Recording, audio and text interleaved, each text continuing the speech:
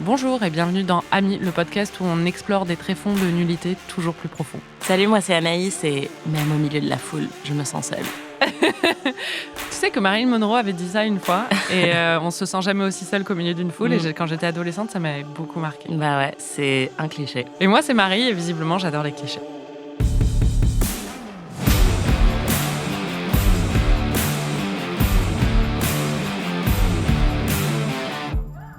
Aujourd'hui, on se plonge dans un film culte, en tout cas pour moi.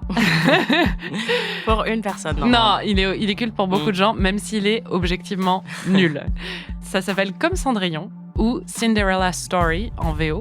C'est avec Hilary Duff, c'est dispo sur Prime et c'est sorti en 2004. Et c'est réalisé par Mark Rossman. Qui n'a rien fait d'autre. Non, pas vraiment.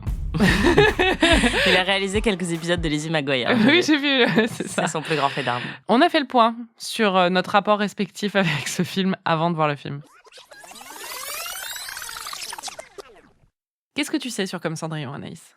Je sais qu'il y a Hilary Duff dedans. Et c'est ma meuf, je la kiffe trop. Vraiment, je l'aime depuis Lizzie McGuire. J'aime même sa carrière musicale. J'écoute vraiment ses chansons au premier degré. J'adore Hilary Duff, vraiment, mais genre au premier degré. Donc, j'ai trop hâte de la voir dans ce film. Et je sais rien d'autre. Tu penses que c'est quoi l'histoire ? J'imagine que c'est une adaptation moderne de Cendrillon. Donc, il y aura une histoire de chaussures à un moment. Un mec qui cherche une meuf ou une meuf qui cherche un mec. C'est ça, Cendrillon. Hein. Et ah non, c'est pas ça. Mais si, mais j'espère que tu te souviens de Cendrillon quand même. Mais ouais, vraiment, Disney, j'ai jamais été trop... Mais Cendrillon, c'est aussi... C'est là où elle perd sa chaussure et il la cherche, oui. Voilà, et c'est aussi... c'est elle qui est maltraitée par sa belle-mère. Et ses deux sœurs. Et ses deux sœurs, voilà. Donc j'imagine que ça va être une adaptation un petit peu moderne, rom-com de ça. Tu penses que ça se passe où ? À quelle époque ? Comme j'imagine juste un univers de rom-com, j'imagine que ça se passe genre à New York dans les années 2000. Et qu'est-ce qu'ils font dans la vie et tout Lui, il est sans doute architecte. Ouais. Et elle est sans doute éditrice d'un magazine de mode ou stagiaire dans un magazine de mode. Enfin, j'ai l'impression que c'est tout le temps ça, en fait, les comédies romantiques. Mais après, s'il y a un élément social, comme dans Cendrillon, où elle a grandi dans une famille, tu vois, où elle était un peu déconsidérée, etc., peut-être que c'est pas totalement ça, ou que, genre, professionnellement, elle est vraiment dans un univers qui la respecte pas, qu'il y a un truc un peu comme ça. Elle est dénigrée d'une manière ou d'une autre. Et sur le reste du casting Zéro idée. On va te présenter l'affiche ? Ok, donc c'est Chad Michael Murray. Je le déteste, mais vraiment parce que Lucas Scott, c'est un des pires personnages de l'histoire de la télévision. Je le hais. Elle a des Converse roses, déjà, c'est trop bien. Donc ça va être un truc genre, les chaussures, c'est pas un soulier de verre, c'est une Converse rose. Tu verras. Once upon a time can happen anytime. Oui, donc c'est clairement juste ça, quoi. C'est Cendrillon modernisé. Il a un jean hyper baggy avec des New Balance. Enfin, hyper baggy. Genre, il faudrait faire un bon ourlet. C'est terrible. C'est vraiment, je vais devoir m'investir dans la vie romantique de cet acteur.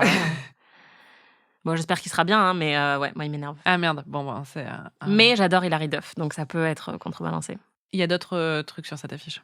Tu veux que je lise un petit ? Oui, bah d'accord. Ah, ok, je sais moi, pas. t'es pas obligé, hein, mais si tu veux trouver d'autres infos... Ok, Jennifer Coolidge ! Voilà ! Oh my God ! Trop bien. Regina King ? Wow. Ok. Oh, très bien. Bon, très bien, j'ai hâte.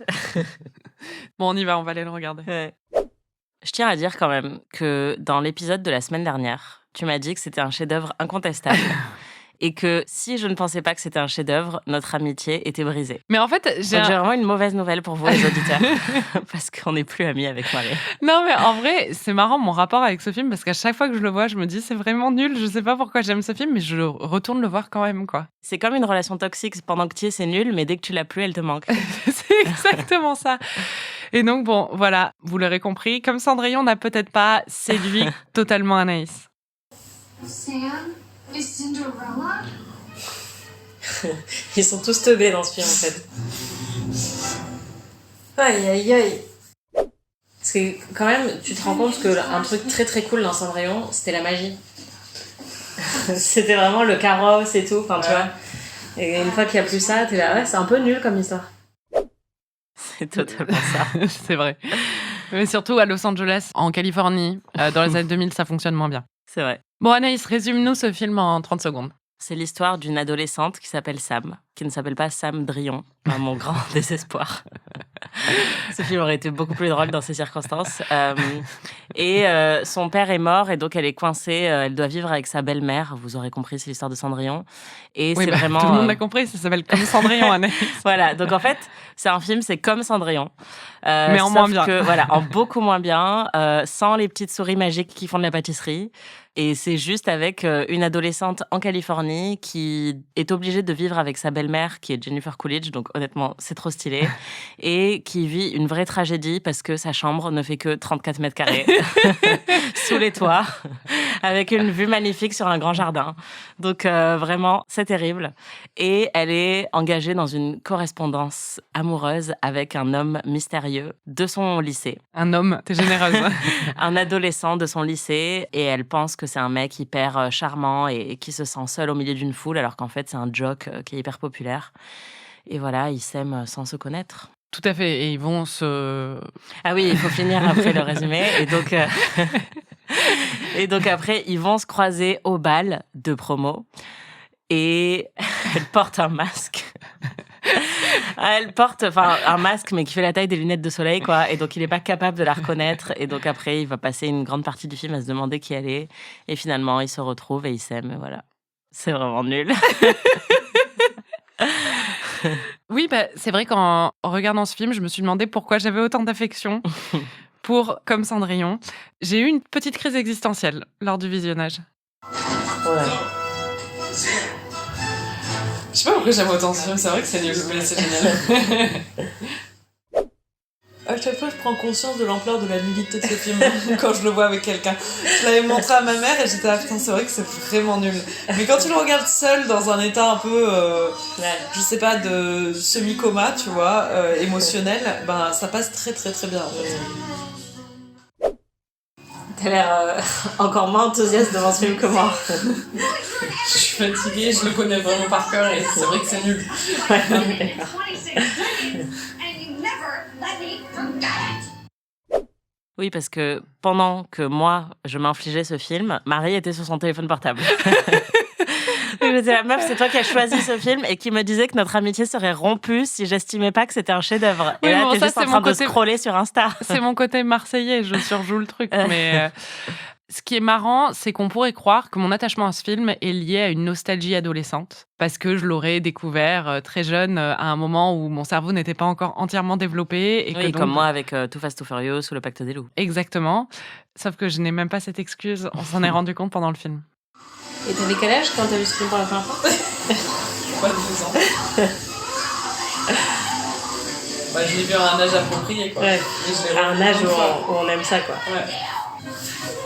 Mais non, je pense même pas 12 ans, parce qu'en vrai, enfin, il est sorti en quelle année? Je sais pas, il y avait que 2004, je crois. Ouais, donc pas 12 ans du tout. 16 ans. Shame on you. Mais tu sais que 2004, ouais, putain. 16 ans. Mais tu sais que j'ai toujours une âme d'enfant, en fait. Je sais. Mais c'est La ça. honte. Ouais. Le pire, c'est que en y repensant, je pense même pas l'avoir découvert au lycée à 16 ans. Oui, tu l'as découvert après. Ouais, Donc, à l'âge t'avais adulte. 18 ans, quoi, ouais. Mais même plus tard, je pense. Je me demande si je l'ai pas découvert quand je vivais aux États-Unis, en Ouais. fait. Parce Quelle que- honte. Quelle indignité, comme dirait l'autre. Alors, je me suis posé la question, pourquoi j'aime autant ce film? Et je pense que c'est pas le côté Cendrillon adapté à l'époque moderne, je pense que c'est le côté, tu me mets un film dans un lycée américain, ça peut être la pire daube de l'histoire, je vais trouver ça bien quand même. C'est-à-dire que les codes du teen movie américain, avec les filles méchantes, l'héroïne qui est Qui est un hyper peu jolie, déclassée ouais, et qui est pas, ouais. hyper jolie mais déclassée et qui ne devrait pas plaire au plus beau mec du lycée mais qui lui plaît quand même. Tous ces codes, j'adore ça en fait. Pour le coup, ça déclenche quelque chose chez moi qui date de l'enfance ou de l'adolescence et ce film, dans toute sa médiocrité et sa nullité, appuie sur ses boutons, quoi. Voilà. Super. C'est vraiment médiocre. En fait, le truc, c'est que tu peux mettre n'importe quoi dans un lycée américain. C'est clair. Tu gobes. Ouais. Tu gobes comme du flambi. Exactement. Oui, je pense que moi, c'est ça qui me rend exigeante sur ce film-là, parce qu'on en a déjà parlé plein de fois avec les films d'horreur et tout, où je suis capable d'accepter des trucs assez médiocres parce que ça me rappelle les meilleurs exemples de ce genre-là. Mais comme le teen movie, c'est pas un truc pour lequel j'ai autant d'attachement que toi, j'aime que ceux qui sont très très bons. Et je pense qu'en plus, c'est un genre comme quand tu regardes de Clueless à Superbad, en passant par Heathers, Mean Girls, ou même Jennifer's Body qu'on a fait aussi dans le podcast, c'est des films qui, justement, derrière un format qui est hyper populaire et très facile à digérer, sont brillants dans leur écriture. Et c'est ça que j'adore dans ces films-là, c'est que ça se regarde vraiment sans cerveau, mais en même temps, il y a un raffinement dans les répliques et dans le second degré que je retrouve pas du tout là, parce que c'est globalement écrit de manière médiocre. Et donc, ça pêche un petit peu parce que je le compare forcément à tous les plus grands films de ce sous-genre-là que j'aime beaucoup. Et je me dis, bah là, ça fait pas le poids. Oui, non, mais je suis totalement d'accord avec toi. C'est-à-dire que moi, je pense que c'est un de mes sous-genres préférés, avec la comédie romantique, et c'est des genres qui se croisent quand même pas mal. Et je pense, j'ai vu tous les films adolescents. Et ma mère adore aussi ce genre-là et tout ça, donc on regardait beaucoup de films comme ça, toutes les deux. Donc, j'ai vu vraiment des trucs, mais même The Duff qui est franchement pas une bonne comédie adolescente. Enfin, c'est pas mal, mais je l'ai vu à un âge, genre 28 ans. Et j'ai trouvé ça génial. Et je l'ai vu 3 fois. Enfin, j'ai vraiment un rapport avec ce genre-là qui, comme tu disais, par rapport aux films d'horreur, mais j'ai pareil avec des comédies romantiques. C'est-à-dire que je reconnais les vraies bonnes comédies romantiques et je les aime d'autant plus. Et c'est pareil avec les films adolescents. Easy A ou Clueless, c'est vraiment parmi mes films préférés.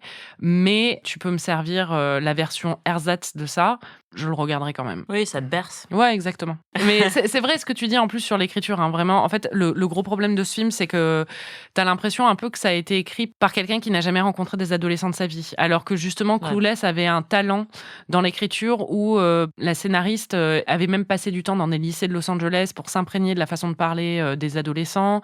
Elle avait développé tout un vocabulaire avec des expressions qui sont restées dans le langage courant après en anglais et tout ça.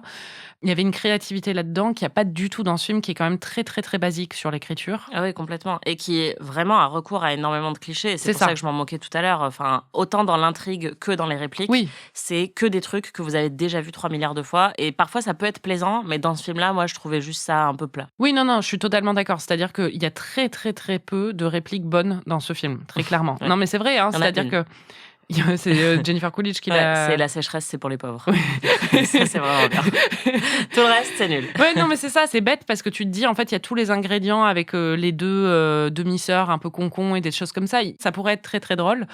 Mais c'est vrai que ça prend pas du tout, en fait. C'est-à-dire que les répliques sont très mal écrites et qu'il y a ce truc, justement, t'as l'impression que c'est un boomer qui a écrit en se disant c'est comme ça que les adolescents parlent. Ouais. Mais ça fonctionne quand même pour moi. Je sais pas pourquoi, je sais pas quoi dire. Et c'est très daté aussi, toute la réflexion sur la San Fernando Valley et sur le fait que, enfin, c'est pas une réflexion, mais il y a que des blagues sur le fait qu'il y a une sécheresse. Et on a bien compris, et c'est vrai que c'est l'identité des Californiens, je les respecte, c'est vraiment les green juice et la sécheresse, c'est un peu leurs 2 seuls trucs qu'ils ont, tu vois. Mais ça devient très barbant au bout d'un moment parce que, comme tu le disais, on a l'impression que c'est quelqu'un qui a cherché. Alors, qu'est-ce qui est connu sur Los Angeles et la Californie ? Ah ouais, il y a tout le temps des sécheresses. C'est comme si tu faisais une teen comédie à Toulouse et qu'il faisait une blague sur le cassoulet toutes les 5 minutes. Au bout d'un moment, t'es là, en fait, soyez un petit peu inventif. Il y a d'autres choses à Toulouse. C'est super le cassoulet, mais... Il y a les bonbons à la violette. Exactement. Ça, déjà, tu vois, c'est un petit peu plus insider. Et ça prouve que c'est pas juste quelqu'un de très éloigné de cette culture qui aurait écrit ce film. Maintenant, j'ai envie d'écrire une teen comédie sur Toulouse. Ça serait trop bien. Au sein des seins, comme c'est ça Cendrillon. Ça s'appellerait. Exactement. Et le bal, ce serait au sein des seins. Big up.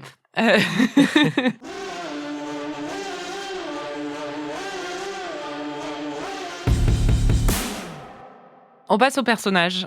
Il faut détailler un peu. Donc, comme tu le disais, il y a Sam Drillon. Sam Drillon. Qui, comme Cendrillon, son père meurt jeune. C'est tout. Et elle est intelligente. Oui. Enfin, elle veut aller à Princeton et elle y arrive. Non, elle est très jolie. Elle est très jolie, intelligente, et c'est un peu le cliché de la cool girl. C'est-à-dire que c'est la fille qui sait faire du sport parce que son père adorait le baseball, qui s'habille avec... Elle est jamais apprêtée. apprêtée. Elle porte beaucoup moins de maquillage que toutes les autres filles du film. Elle porte des t-shirts à manches longues et des jeans. Des casquettes et tout ça. Après, ce qui est intéressant, on va en reparler, c'est que du coup, elle est vraiment bâtie en opposition aux autres filles qui, elles, sont perçues comme des espèces de... de puits de superficialité qui sont obsédés par leur poids, leur TCA et leur maquillage, quoi. Donc, il y a un propos dans le film qui est assez dérangeant sur la féminité. Il y a un propos vraiment assez sexiste. Mais Sam est un personnage qui est assez attachant. Et donc, elle perd son père très jeune, comme Cendrillon, dans un tremblement de terre. Et ça, bon, la mort du père, ça t'a quand même touché. Non, il sera pas right back. Il va mourir pour toujours. Non. C'est symbolique. Oh, mais c'est trop triste. Ah non, les pères qui meurent, c'est vraiment... C'est trop dur pour moi. Ce qui est très drôle, ce qui est très drôle, c'est qu'à la fin de cet extrait, elle dit j'ai perdu mon meilleur ami ce jour-là. Et j'ai pas inclus, mais tu réponds t'as surtout perdu ton père. En fait. Oui, c'est ça. Enfin, en fait, il y a peut-être une hiérarchie, surtout quand t'as 8 ans.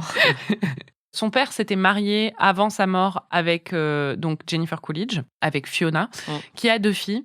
Et donc, il va martyriser, c'est Cendrillon encore une fois, donc elle va martyriser Sam. Et elle l'envoie vivre dans le grenier. Sauf que là, le grenier, ça fonctionne pas exactement pareil. Ouais, c'est une chambre sous les toits. Elle est trop stylée, sa chambre. Bah, ça va, un petit coup de peinture, elle est bien ta chambre. Hein.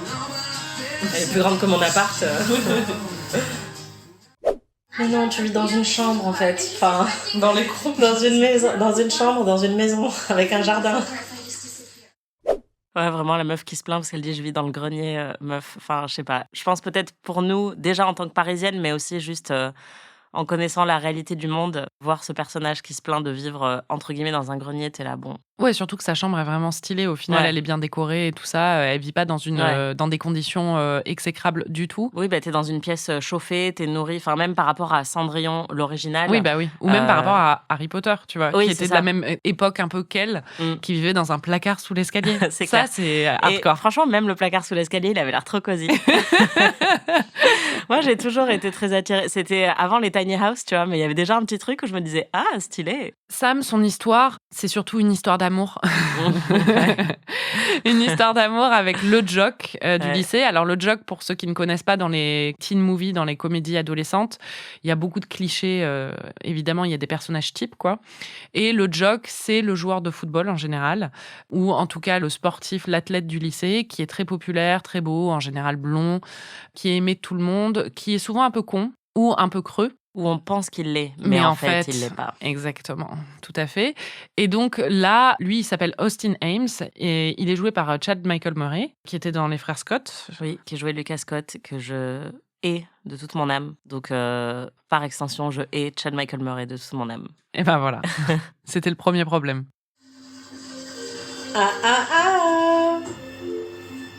Je l'aime pas. I can't sleep without knowing there's hope. Oh. Half the night I waste in sighs. Oh. In a wakeful doze I sorrow. For the hand, the lips. Personne ne pourra jamais me convaincre que Chad Michael Murray est un artiste. That's exactly how I feel. Qui est con. Mais il est débile. You just want to be honest with this person. Non, ce qui est dommage, c'est que son personnage n'est pas très charmant ou attirant parce que, bon, évidemment, hein, c'est un homme qui est très beau, un acteur qui est très beau. Et par exemple, dans Gilmore Girls, il joue aussi un intérêt romantique à un moment avec Rory. Ah oui, c'est vrai, dans la saison 1. Au tout début, ouais, à la saison 1. Et il est hyper pénible, mais ça rentre aussi dans un archétype, encore une fois, du garçon populaire qui fait que taquiner la nouvelle. Ouais, mais il en est fait, assez qu'il aime charmant bien. dans celui-là. Et donc, même en n'aimant pas Chad Michael Murray, dans Gilmore Girls, je suis toujours hyper charmée par son personnage, même avec tout ce qu'il comporte de toxique. Et là, dans ce film-là, il est vraiment pas attirant, je trouve. C'est-à-dire qu'on essaye de nous faire croire que justement, il a une certaine profondeur que ses amis et sa petite copine du lycée ne voient pas parce qu'il fait partie des populaires, mais au fond de lui, il a envie d'aller à Princeton et il adore la poésie et son père veut absolument qu'il aille à USC. Encore une fois, le pauvre. Enfin, vraiment. L'autre, elle vit dans son grenier de 50 mètres carrés. Lui, son père veut l'envoyer dans une super université californienne, mais c'est vraiment un fardeau, quoi. Et en fait, il n'est pas très intéressant. Enfin, au-delà de ce truc-là qui est un cliché, en fait, du jock aussi d'ailleurs, Ouais. souvent, qui a une pression de la part du père qui est très très élevée. Et d'ailleurs, c'est marrant parce que c'est Nathan Scott dans Les Frères Scott qui incarne vraiment ce cliché-là, qui est le frère le plus populaire des deux, qui a une énorme pression, qui est un athlète. Ouais, ça a été poussé à son paroxysme dans Euphoria aussi, avec le personnage joué par Jacob Elordi, qui a vraiment... on blâme toute cette toxicité justement sur son père hyper toxique, quoi. Mais sauf que là, c'est Jacob Elordi, en fait. Oui, voilà. Donc, en fait, c'est le personnage le plus ignoble, je pense, de l'histoire de la télé. Et malgré tout, c'est Jacob Elordi, donc t'es un peu obligé de te dire « Ouais, je vais peut-être regarder l'épisode suivant, ouais. » Il faut qu'on parle des textos, parce que là, on a entendu un peu tes réactions. Alors, est-ce que tu peux expliquer comment ils communiquent, ce qui se passe Oui, alors ils s'envoient MDR, LOL, par texto, mais en disant « mort de rire ». Alors ça, c'est très gênant. On va l'entendre. Waouh! Ouais, en fait, ils se sont rencontrés, si j'ai bien compris, sur un forum pour les fans de Princeton. Déjà, rien que ça. Ouais, rien que ça, déjà, c'est compliqué. Personne n'est fan de Princeton. c'est vraiment l'université. Ça, c'est un truc qu'ils adorent aussi aux États-Unis, comme dans Gilmore Girls, où elle est fan de Yale. Oui, mais il y a un truc. Yale ou Harvard, c'est ouais. pas pareil que Princeton. En fait, c'est comme être fan. C'est comme si tu disais, je veux étudier à l'université de Rouen, tu vois. Enfin, cool. Mais en fait, Princeton, c'est une très très bonne université. C'est une Ivy League et tout ça. Mais à l'échelle des Ivy League, c'est dans le New Jersey et c'est vraiment l'Ivy League où tu vas. Certes. Quand t'as pas eu les autres. Oui, mais c'est exactement ça. Non, mais c'est exactement ça. D'accord, c'est vrai qu'il y a quand même Oppenheimer et Einstein qui ont été à Princeton, mais ça a perdu un peu de sa grandeur quand même ces dernières années. Et c'est vraiment en fait une université maintenant un peu de finance bro, en fait, de mecs qui veulent travailler dans la finance. Ouais. Non, et puis c'est complètement random parce que même si par exemple elle disait NYU, qui est pas une Ivy League, mais c'est à New York, donc on peut c'est ça, comme dans les californienne, voilà, qui rêverait d'y aller et tout ça. Donc, mais bon, ça c'est vrai que c'est un peu inside baseball pour les gens qui s'intéressent aux fac américaine. Non, mais c'est assez marrant quand même qu'il y ait ce truc. En fait, c'est Princeton parce qu'au tout début, on voit une scène avec son père où elle lui dit où est-ce que vont les princesses quand elles vont à l'université. Et il lui dit, elles vont là où vont les princes, à Princeton, parce qu'il y a prince dedans, quoi. Et donc, on est censé croire qu'après, elle a développé une passion pour Princeton. On peut l'expliquer par rapport à elle, mais lui, on comprend pas trop pourquoi. Et c'est marrant aussi qu'il y ait, du coup, un forum pour les gens qui veulent aller étudier à Princeton, quoi. Ouais, c'est clair. Et donc, ils se sont rencontrés là-dessus et ils ont compris, visiblement, qu'ils étaient dans le même lycée. Ils se sont échangés leur numéro de téléphone et donc ils communiquent à la fois sur AOL, chat, et sur leur téléphone portable. Donc c'est mignon parce qu'ils sont tout le temps en train de s'écrire mais ils savent pas qui est qui. Ça donne lieu à des dialogues d'exposition d'un raffinement absolument merveilleux où elle dit « Mais tu crois qu'on s'est déjà croisés à l'école ?» Et il lui répond I don't know. Our school has over 3,500 kids. Je sais pas, c'est quand même une école d'au moins 3500 élèves. Ce que tout le monde se dit dans des communications comme ça, par texto. Enfin oui, en plus, ils n'ont pas vraiment de répartie.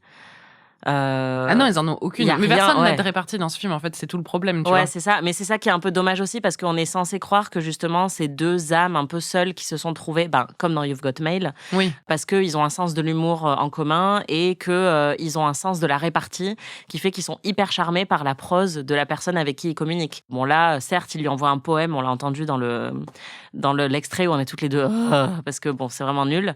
Et je comprends que bon, au lycée, c'est vrai que t'as un mec déjà qui est capable de retenir 3 phrases d'un poème, t'es hyper impressionné et tu dis waouh, c'est déjà pas mal. Moi, depuis que j'ai vu Edward Cullen réciter Roméo et Juliette, je suis impressionnée par personne. C'est ça, on a quand même des standards un peu plus élevés, je pense, que Chad dans Comme Cendrillon. Ouais. Ensuite, il y a la bonne fée, la fée marraine, quoi, comme dans Cendrillon, voilà, encore une fois. Hein. Donc lui, c'est le prince charmant, hein, si on n'avait pas compris. Et elle a donc sa bonne marraine qui veille sur elle, c'est Regina King. Sa bonne marraine. Sa bonne marraine, sa bonne mère, qui est Regina King, qui en fait travaille au diner que possédait son père, qui désormais est possédé par Fiona, mais où Sam travaille, forcé par Fiona. Donc le personnage de Regina King veille sur elle là, et c'est un peu, c'est vraiment sa marraine en fait, voilà. Oui, et elle est très sympathique parce que c'est Regina King, donc forcément on l'adore. Mais encore une fois, les blagues avec elle sont assez limitées et un peu même jouent sur une forme de cliché raciste. C'est-à-dire qu'il y en a un qui, le meilleur ami de Sam, parfois va lui faire « You go girl » et elle est là « T'arrêtes ça tout de suite » ou des choses comme ça. Ouais. Après ça, moi ça m'a fait rire parce que justement ça joue sur ça, du racisme un peu bienveillant de certains personnages blancs. Mais c'est vrai que y a un moment, il y a le personnage de Jennifer Coolidge, donc la belle-mère maléfique, qui arrive et qui est très drôle avec une réplique aussi simple que I am a very appealing person. Je suis quelqu'un de très attirant. Elle te le sort d'une manière où t'es obligé de rire. Et t'as le personnage de Regina King qui répond « Ouais, dans ta tête ». Oui, c'est ça. C'est vraiment la répartie la plus nulle que tu puisses imaginer. C'est-à-dire, c'est mes réparties quand j'avais 9 ans, quoi. Et justement, il y a le personnage donc de Fiona, qui est joué par Jennifer Coolidge, qui est quand même le meilleur aspect de ce film. Et ce qui le rend aussi assez réjouissant par moment, parce que c'est Jennifer Coolidge, quoi. Jennifer Coolidge, pour ceux qui la connaissent pas, elle jouait dans The White Lotus et elle a eu un regain de célébrité grâce à The White Lotus. Oui, elle a été récompensée d'ailleurs pour son rôle et elle jouait évidemment dans le meilleur film de tous les temps, La Revanche d'une blonde. Elle jouait sa copine qui fait la manucure, voilà, et qui apprend à lâcher son stylo par terre et se relever. Le bend and snap. Voilà. Et ouais, non, c'est une excellente comédienne qui a fait du stand-up, qui est hilarante. Et clairement, c'est la star de ce film. Et c'est son plus grand atout. Et d'ailleurs, on a même envie de la voir un petit peu plus. Et si tout le reste du casting avait été à son niveau, le film aurait été bien meilleur parce qu'on sent aussi que c'est une actrice qui improvise beaucoup, un peu comme Melissa McCarthy. Et qu'elle a transformé beaucoup d'éléments de ce film pour les rendre meilleurs. Elle a une comédie physique aussi où elle se fait tomber de la nourriture dessus. Et il aurait fallu plus d'acteurs de son calibre. Oui, après, je pense que Regina King, c'est quand même une actrice d'un très haut calibre. C'est juste qu'elle n'a pas peut-être un timing comique du même acabit. Mais c'est surtout que c'est pas quelqu'un qui est connu pour une improvisation comique. Non, c'est ça. En fait, le problème, c'est que quand tu as un scénario qui est pourri, Jennifer Coolidge sauve des moments du film parce qu'elle arrive à faire des dialogues qui sont très plats, elle arrive à leur donner vie. Mais le problème, pour moi, c'est pas forcément les acteurs, c'est vraiment l'écriture, quoi. En fait, on comprend aussi à plusieurs moments que Jennifer Coolidge a sans doute improvisé certaines de ses répliques. Et c'est les meilleurs du film pour cette raison aussi. Droughts are for poor people. J-Lo has a brown lawn. People who use extra water have extra class. I've never seen that before. Isn't this your signature on the witness line? I have never seen my husband's hidden will before. I'm afraid you're gonna have to come downtown with me. Elle est géniale.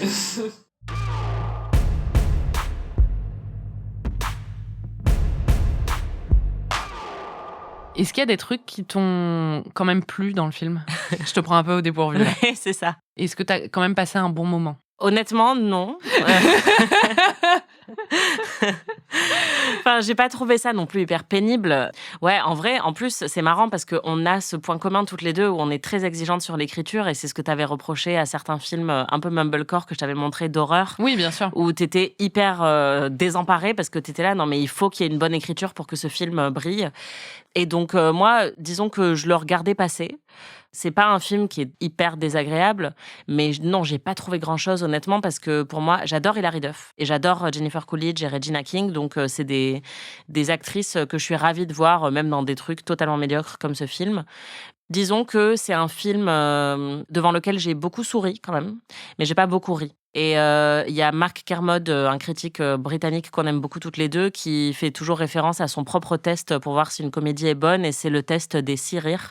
Et il faut qu'il rie au moins 6 fois devant le film pour admettre que, bon, ok, ça a passé la barre. Et j'ai pas ri 6 fois devant ce film. Si. J'ai ri 6 fois. Bah oui, parce que du coup, moi, j'ai pensé aussi à la règle de Mark Kermode et j'ai écouté notre enregistrement. Et tu les as comptés ? Je me suis dit, elle a quand même ri, 6 fois ou plus, quoi. D'accord. Mais je pense qu'en fait, à chaque fois qu'il y avait Jennifer Coolidge, tu riais. Oui, c'est vrai. Je me suis dit, justement, il passe le Six Laugh Test, quoi. Donc, je me suis dit, quand même, c'est... Mais c'était des petits rires, je pense. C'est-à-dire que j'ai pas ri aux éclats 6 fois. Oui, non. Enfin, ça dépend de ce que tu appelles aux éclats. T'as ri. Oui, mais c'est vrai parce que moi aussi, je pense souvent à ce test inconsciemment quand je regarde des comédies. Et il y en a, même, tu vois, Saltburn, par exemple, qu'on a vu récemment toutes les deux. J'ai ri suffisamment pour me dire, même s'il y a des défauts dans ce film, il a provoqué suffisamment de réactions pour que je l'aime, tu vois. Oui. Et celui-là, en fait, je trouvais que même les réactions que j'avais, c'était un petit ricanement, tu vois, un peu comme genre dans les 3 premiers épisodes de Friends où je rigolais, mais le cœur n'y était pas, tu vois. Oui, en fait, je pense que c'est surtout ça la clé, c'est que par exemple dans Saltburn, qui est un film qui a énormément de défauts, les moments où on rit, ils sont mérités. C'est-à-dire que c'est des moments où c'est vraiment très bien écrit ou bien trouvé. Ouais, c'est excellent. C'est des rires d'une qualité vraiment premium. Non, mais c'est ça, c'est que t'es surpris en fait par ce qui a été fait, ou il y a un côté assez viscéral où tu réagis vraiment. Ouais. Alors que là, c'est des rires Leader Price. Oui, c'est ça. J'allais dire c'est des rires mécaniques, mais c'est ça. Oui, des rires discount, quoi. Exactement. Parce qu'on comprend qu'il faut rire à ce moment-là, donc on rigole. Mais je suis en train de casser un film que j'ai mis dans cette saison moi-même et tout ça, mais parce que j'ai un attachement vraiment à ce film, parce que c'est vraiment le genre de film que je mets un dimanche après-midi quand je sais pas quoi regarder, que j'ai envie d'avoir un truc en fond et de pas vraiment y prêter trop attention. Et il y a un côté réconfortant quand même, parce que justement, il y a tous ces codes que je connais très bien, je sais où ça va. Et Oui, puis c'est pas tellement désagréable, quoi. inoffensif, en Voilà, fait. c'est ça. Il y a quand même vraiment très, très peu d'enjeux. Et même si on le compare à Ensorceleuse ou d'autres films comme ça, c'est tellement faible comme enjeu par rapport aux Ensorceleuses Oui. que je peux comprendre vraiment le côté doudou parce que, ouais, c'est un film qui est globalement assez vide, mais qui est ensoleillé avec une bande-son qui est assez, tu vois, teen rock ou girl rock, assez Oui. joviale. Donc, ouais, je comprends Non, tout à puis fait. qui hein. nous replonge aussi dans une époque, les années 2000, qui est l'époque de notre adolescence ou de nos jeunes années, en tout Ouais. cas, quoi. Moi, enfin, les looks qu'elle porte dedans, c'est les looks que j'avais en 4e ou en 3e, Ouais, moi tu vois. aussi, ouais, j'ai totalement porté le t-shirt rayé à manches longues. Mais par contre, j'avoue que les forums internet, pour le coup, ça me glace le sang rien que d'y repenser. Donc, c'était pas l'aspect du film qui m'a le plus plongé dans une nostalgie chaleureuse.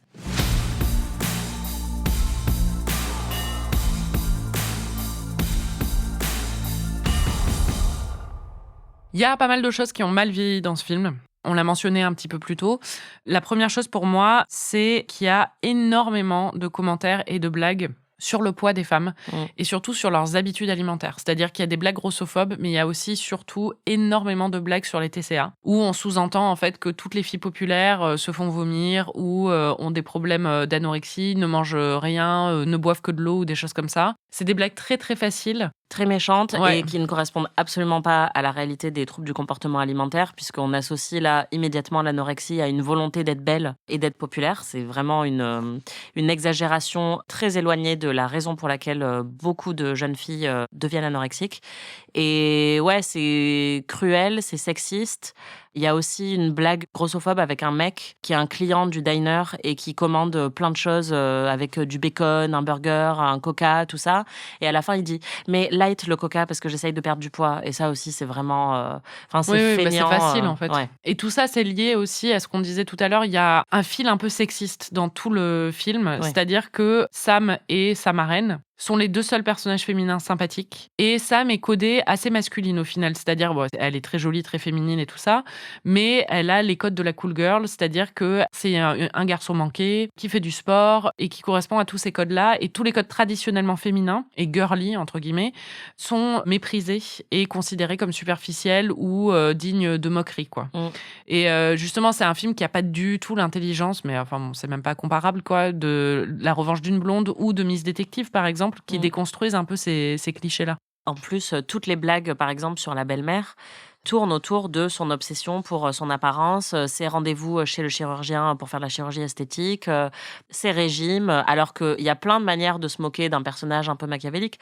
Après, c'est pas nouveau, et d'ailleurs, dans les Disney, enfin, il y a plein d'archétypes sexistes qui ont été créés aussi. La sorcière, la rivalité, justement, entre la sorcière de Blanche-Neige et, enfin, tu vois, dis-moi qui est la plus belle, tout ça. Donc, ça sort pas de nulle part, c'est sûr, mais c'est vrai que c'est très feignant, et tu l'as très bien pointé. Il y a tellement de comédies romantiques ou de teen comédies qui sont beaucoup plus malines là-dessus que là, ouais, c'est un peu dommage. And the Oscar goes to... And the Oscar goes to...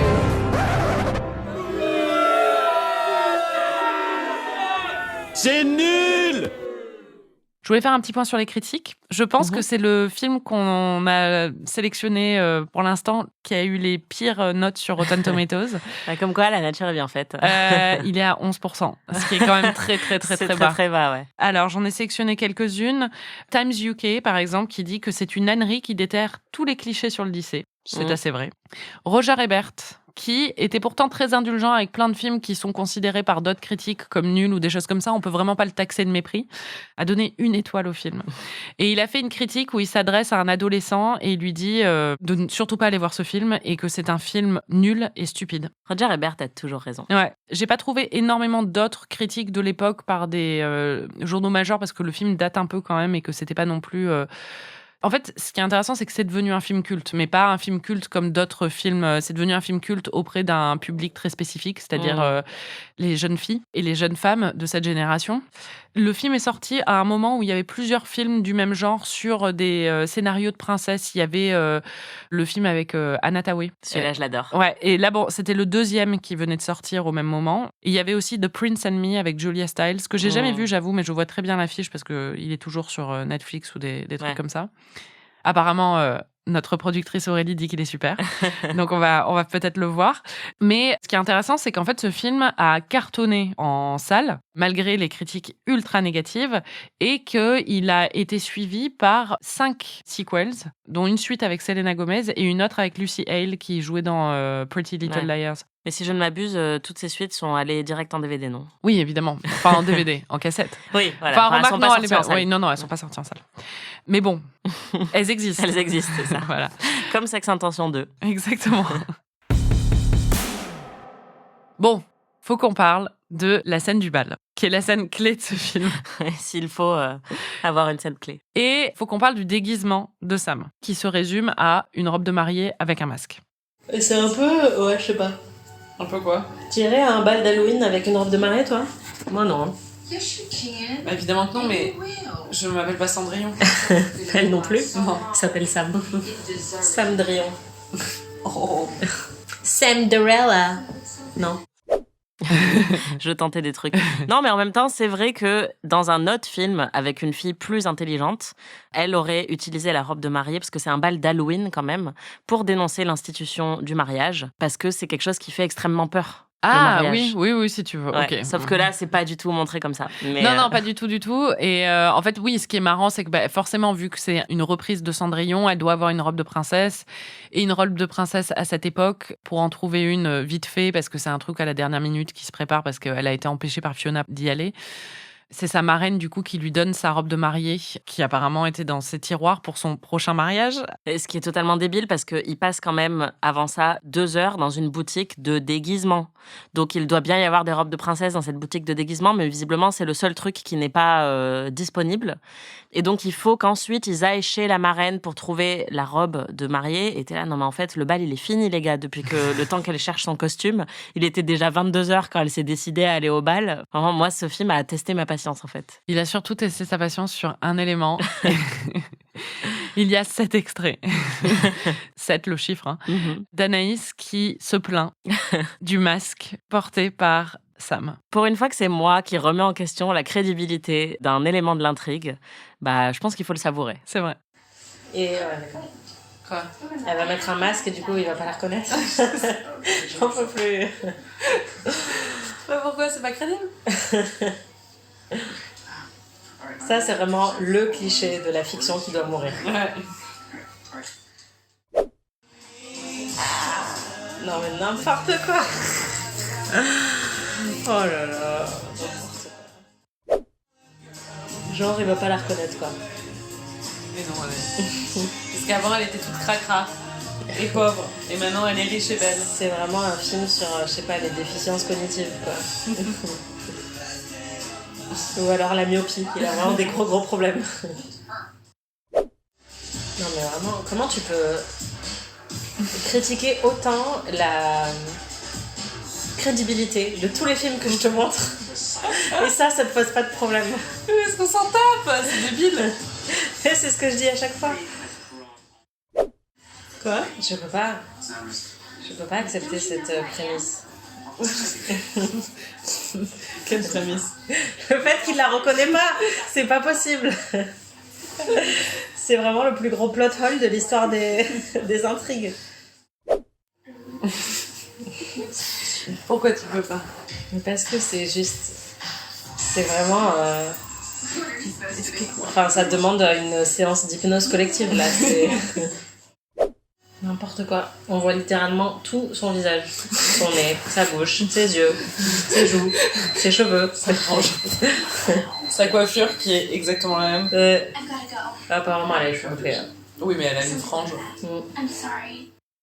C'est terrible. Je veux bien croire qu'il y ait un parc d'attractions dans lequel des dinosaures ont été fabriqués et ils vont se rebeller. Je veux bien croire que des villageois, à l'époque des Lumières, connaissent des techniques de kung-fu.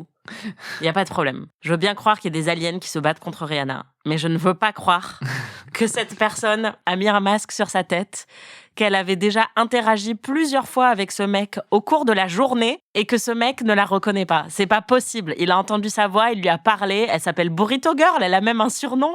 Il la harcèle en fait au lycée. Donc il sait qui elle est, c'est sa victime. Donc c'est juste pas possible. Évidemment. Mais on était quand même à l'époque où on sortait d'une série, Lois et Clark, où on était Certes. censé croire que parce que Clark Kent enlevait ses lunettes et qu'il devenait Superman, il était pas reconnaissable. Oui, ben ça aussi, c'est bien connu comme le point d'intrigue le moins plausible de l'histoire de la fiction. Oui, tout à Donc fait. c'est pas une référence. Non, c'est pas une référence, mais on l'accepte, quoi. Oui, c'est vrai. Mais au moins, il y a un côté fantaisiste dans Lois et Clark. Bon, là, après, là aussi, hein, évidemment. Mais... Non, mais en fait, bon, je pense que l'argument, si tu veux vraiment défendre ce truc, et c'est un peu mon rôle ici, donc je vais le faire, c'est que même s'il voit qui elle est, il la considère pas. Et donc, il a jamais vraiment regardé, il lui prête pas attention, tu vois Bien ce que sûr. je veux dire. Donc là, pour la première fois, il la voit, mais il n'arrive pas à faire la connexion avec la pauvre serveuse qu'il n'a pas vue avant. Évidemment que c'est complètement débile, c'est sûr et certain, mais Bah, surtout le fait Just qu'ils believe, aient... Ouais, certes, mais surtout le fait qu'ils aient interagi avant. Ça aurait été tellement facile de le tourner un petit peu autrement, où genre, elle verrait qui il est, mais lui n'a jamais interagi avec elle. Et donc, enfin, moi, le nombre de mecs au lycée, où genre, je peux te dire que je savais tout sur eux. Mais eux, ils voyaient même pas que j'existais, et c'est sûr et certain. Mais là, c'est différent parce que... Ils se reconnaîtront. probablement pas parce qu'ils ne savent pas qui c'est t'étais. clair. Ils savent pas que t'étais au lycée avec eux. C'est vrai. Non, alors que là, comme c'est une serveuse à un diner où il se rend et il rigole même à une blague qu'elle fait un petit peu plus tôt dans la journée, donc ça complique un peu tout ça. Alors que ça m'a fait penser à Oz dans Buffy, qui aperçoit Willow et qui arrête pas de dire mais c'est qui cette fille, parce qu'ils ont jamais interagi et donc elle sait même pas qui il est, mais lui il l'a aperçu de nombreuses fois et il développe un peu un fantasme autour d'elle. Et ça c'est hyper mignon et pour le coup c'est très crédible. Ça se passe, je pense, pour beaucoup d'adolescents. Mais bon, je veux bien qu'il y ait aucune crédibilité dans ce film. De toute façon, on s'en fout, comme d'habitude. C'est pas ça qui est important dans plein de films. Mais c'est juste, ça souligne un truc qui est dommage, c'est qu'il y a une certaine fantaisie dans très peu de scènes de ce film. Par exemple, il y a un moment où il y a une balle de baseball sur laquelle il y a la tête de Fiona, genre qui est incrustée. Oui. Sam la tape très fort avec la batte parce qu'elle imagine qu'elle est en train de taper sa belle-mère. Et c'est un peu marrant parce que c'est un côté cartoon, un peu comme dans Roger Rabbit. Et tu te dis, s'il y avait eu plus de scènes comme ça dans le film, ça aurait pu fonctionner. Et du coup, le côté absurde du masque aurait fonctionné aussi parce que tu te dirais, bon, bah, c'est comme Austin Powers, en fait. Il n'y a aucun attachement à la réalité et c'est pas grave. Mais comme c'est une comédie qui est assez plate, ce truc-là du masque, je me suis un peu crispée dessus. Oui, bien sûr. Mais après, je pense qu'il n'y a aucun attachement à la réalité. C'est l'adaptation d'un conte de fées. Et il y a vraiment cet aspect-là quand même. Elle est exploitée par sa belle-mère. Oui. Enfin, tu vois ce que je veux dire. Donc, bon. Mm. Mais ce qui est intéressant, c'est que c'est une adaptation moderne de Cendrillon. Et qu'est-ce qui est le plus connu dans Cendrillon ? Bah, la chaussure, quand même. Voilà. Et là, Elle perd pas sa chaussure. Elle Elle perd perd quoi son portable à clapper. Qui était coincé dans sa chaussure. Donc, nice clin d'œil. Mais en même temps, non, Cendrillon, c'est un truc. C'est la chaussure. Ouais. Et il y a quand même une Converse rose sur l'affiche. À aucun moment, il y a des Converse roses dans ce film. Je suis désolée, mais enfin, vraiment, les gars, you had one job. surtout, ce qui est assez frappant avec le portable, c'est qu'en fait, il ne sert à rien dans la résolution de l'intrigue au final. Mais pas du tout. Il passe totalement à côté du truc. C'est un scénario de flemmard. C'est un scénario de flemmard et qui fait appel à beaucoup de clichés, on l'a dit, dont un où ils se sont dit il faudrait qu'il y ait une course-poursuite quand même. Ça, c'est marrant parce que c'est vrai que c'est totalement un truc de film d'ado, pour le coup, plus vieux. Dans Clueless, il y a un peu ça avec au moment où ils vont sur Oui. l'autoroute ou des choses comme ça. Dans Grease aussi, il me semble. Ou même, Dans Grease, oui, il y a une course entre deux voitures. ou La Fureur de vivre. ouais. C'est comme American Graffiti de George Lucas ou même Retour vers le futur, en fait, Oui. où c'est un truc qui est hyper... Donc ça, j'ai bien aimé parce que pour le coup, en plus, il y a de l'action et ça a évoqué plein de trucs pour moi du film un peu old school d'adolescent. Et c'est marrant parce que c'est totalement déjanté. Oui, alors moi, c'est vraiment une scène que j'aime pas parce que vraiment, j'aime pas les trucs de voiture en fait. Ah ouais Ça me fatigue. Oh. Mais non, mais c'était comme dans Too Fast Too Furious, ça me fatigue de voir des voitures faire vroom vroom. Je trouve ça d'une débilité profonde. Je trouve ça moins débile le reste du film, quoi. Ah ouais, alors que moi, pour le coup, elles vont tellement loin parce que il y a la belle-mère et ses filles qui crient et qui partent dans tous les sens et qui arrêtent pas de crier on va mourir. Et c'est une comédie physique qui est tellement exacerbée que là, pour le coup, le côté débile me plaît parce qu'il le pousse jusqu'au bout. Oui, et pour resituer, en fait, c'est parce que Sam quitte le bal et elle doit rejoindre le diner où elle est censée travailler ce soir-là avant que Fiona et ses filles arrivent. À ce moment, ma mère m'a dit c'est vraiment débile. C'est vraiment débile. C'est teubé. Bien sûr. Même la musique, elle est hyper fun. Il y a un tuba. Ouais, mais Enfin, on rentre dans de la vraie comédie, quoi. oui, moi aussi. Moi, c'est pas ça qui me plaît dans ce film, mais oui, mais si il y a un truc qui te plaît, je suis contente. Je suis très contente. Ce qui est marrant, c'est que la transposition de Cendrillon à l'époque moderne, bon, il y a le téléphone et des trucs comme ça fonctionne pas trop. Ce qui fonctionne pas trop aussi, c'est le côté différence de classe, parce que forcément, dans Cendrillon, c'est une fille d'aristo qui est réduite en servitude. Et du coup, il y a vraiment cette idée aussi qu'il la voit pas à cause de ça, parce qu'il y a une vraie différence de classe. Là, les différences de classe, c'est marrant, c'est comme ce que tu disais par rapport au grenier, c'est que ça fonctionne pas trop, parce que c'est juste une meuf normale de lycée, quoi. Oui, c'est ça, il n'y a pas vraiment de différence de classe. Et ils essayent plus de jouer là-dessus avec le personnage de Regina King, qui est l'employé du diner, et qui, en plus, est un des rares personnages racisés du film, voire peut-être le seul. Mais oui, c'est beaucoup moins exacerbé, et c'est ça qui marche dans les contes de fées, c'est que c'est des paraboles, c'est qu'il y a vraiment quelque chose de... c'est noir ou blanc. Et là, dans ce film, c'est juste... c'est grège.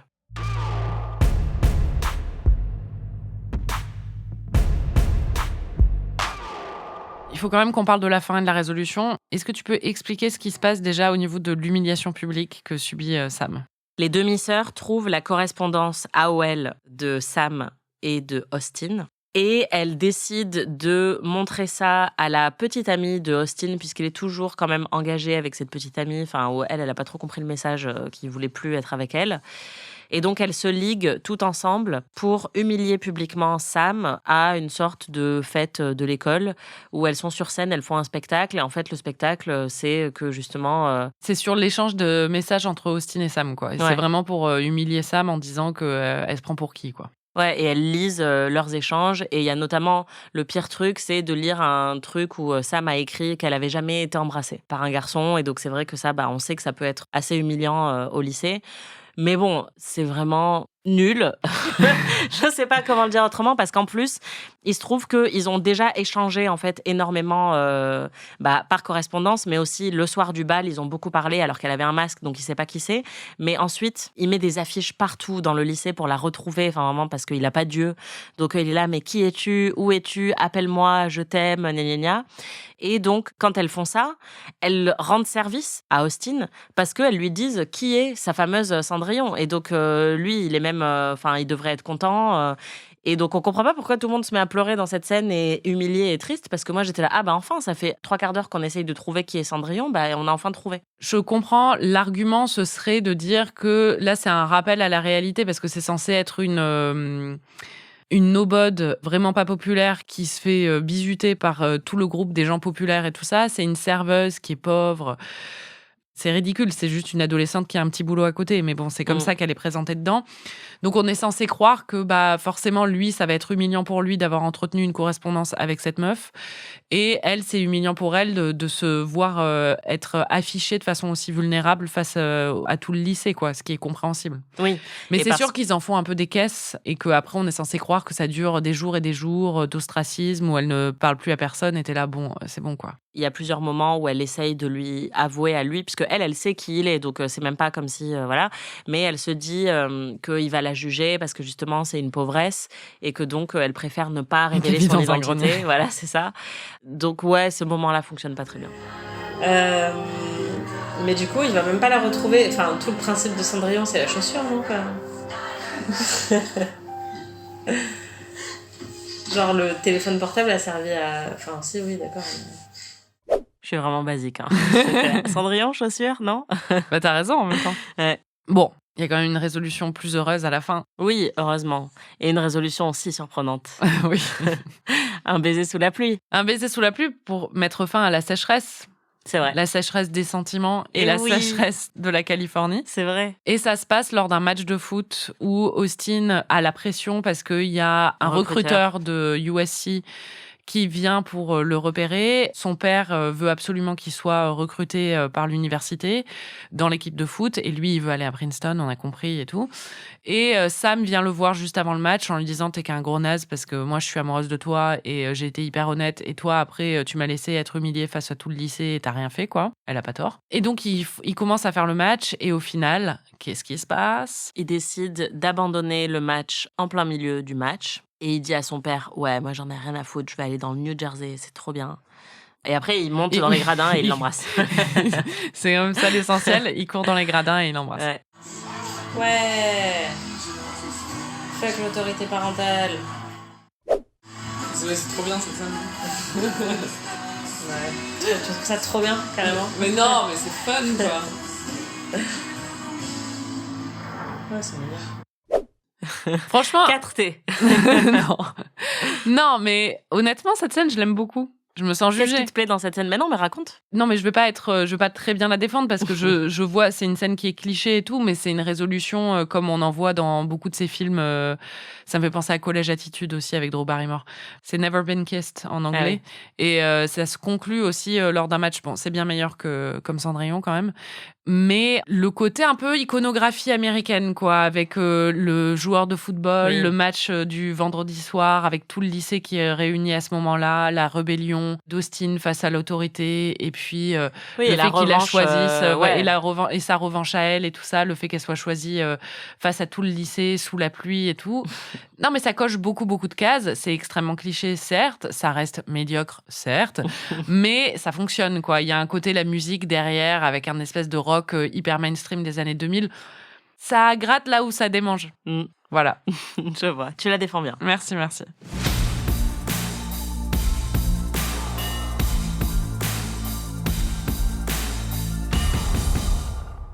Bon, il y a quand même un truc qui a eu l'air de te plaire à la fin. Oui, en fait, j'adore le personnage du meilleur ami. C'est un acteur qui est vraiment très charmant et très marrant, qui a un bon timing comique.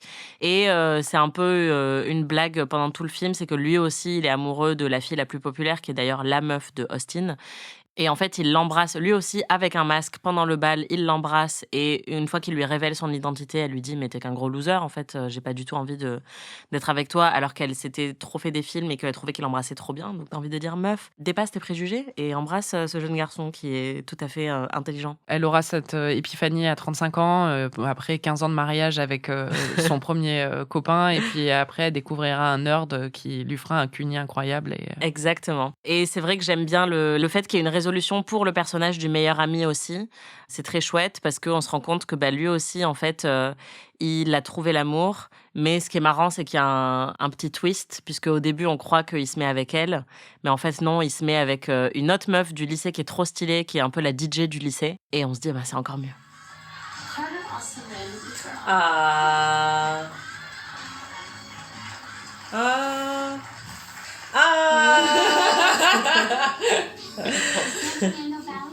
Encore mieux. Au moins, il y a eu une réaction enthousiaste. Ouais. Non, mais ça, c'était sympa. Ouais. Je suis contente pour lui. Bon, on va passer à la petite séance de torture. Tu dois lister 3 qualités à ce film. Alors, j'ai noté. C'est un film qui a la politesse de ne durer qu'1h30. Jennifer Coolidge est une déesse de la comédie. Et la bande-son est pas mal. La bande-son est même très bien. Pour moi, ça participe énormément. Oui, elle n'est pas incroyable, c'est pas Sex Intention, mais elle participe beaucoup au charme du film. Oui, complètement. Et toi, Marie, liste 3 défauts de ce film. Bon, ça va être facile. C'est-à-dire que les dialogues sont vraiment médiocres, voire souvent nuls. C'est un peu un ramassis de clichés. Et c'est très sexiste. Bien dit. Navet ou chef-d'œuvre? Navet ou chef-d'œuvre? Navet ou chef-d'œuvre? Naouch ou chna? Navet ou chef-d'œuvre? Navet. Et pour le coup, je pense que c'est le premier de la liste où je peux vraiment dire navet et l'affirmer haut et fort. Je suis d'accord. Waouh! non, mais je suis d'accord. Même si j'aime beaucoup ce film, c'est un navet. Ouais. Mais je l'aime dans toute sa navéitude. Écoute, c'est bien. Il faut des gens comme toi pour aimer des films comme celui-là. Est-ce que tu as un MVP? Mon MVP, c'est le cookie qui a l'air vraiment genre tout moite de Jennifer Coolidge. Et on sent quand elle le mange, en fait, elle le mange et elle dit So moist. Il est super moite. Et ça, tu sens que c'est une réplique qui a été improvisée par Jennifer Coolidge parce que le truc était là depuis 3 jours sur le tournage et qu'elle a voulu vraiment le manger pour faire sa scène et qu'elle était là, c'est dégueulasse. Parce que vraiment, tu le vois quand elle est en train de le manger que c'est un vieux cookie, tu sais, qui a été éventé, quoi. Merci de nous avoir écoutés. Merci Anaïs. Merci Marie. Si vous voulez voir ou revoir comme Cendrillon, j'espère qu'on a dégoûté tout le monde de le voir ou le revoir, mais c'est pas grave. Le film est disponible en streaming sur Amazon Prime Vidéo. Vous pourrez retrouver tous les épisodes d'Amis sur slate.fr ou votre plateforme de podcast préférée. Dans le prochain épisode, tu vas me faire découvrir La Maison de Cire. Qui était un film vraiment que j'ai trop kiffé pendant mon adolescence. Si Si vous découvrez ou redécouvrez ces merveilles du 7e art en même temps que nous, n'hésitez pas à partager vos impressions sur les réseaux sociaux. On adore vous lire à chaque saison. Et n'oubliez pas de vous abonner à notre autre podcast, PIC TV, où on analyse l'actualité des séries. Si vous avez aimé cet épisode, vous pouvez nous laisser 5 étoiles et un petit commentaire, ou vous pouvez nous hyper auprès de tous vos amis. On se retrouve la semaine prochaine pour de nouvelles aventures. Salut! Amis est un podcast d'Anaïs Bordage et Marie Telling, produit par Slate Podcast. Direction éditoriale Christophe Caron. Production éditoriale, prise de son et réalisation Aurélie Rodriguez.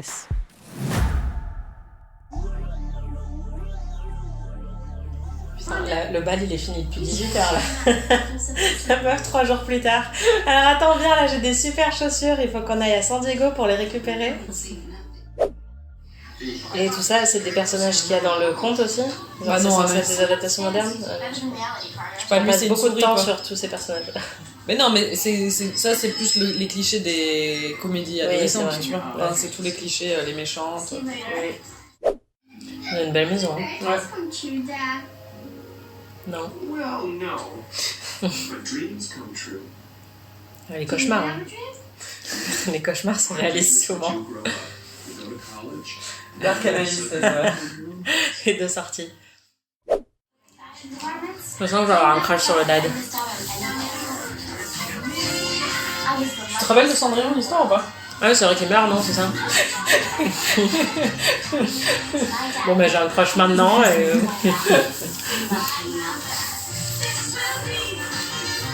un crush très court.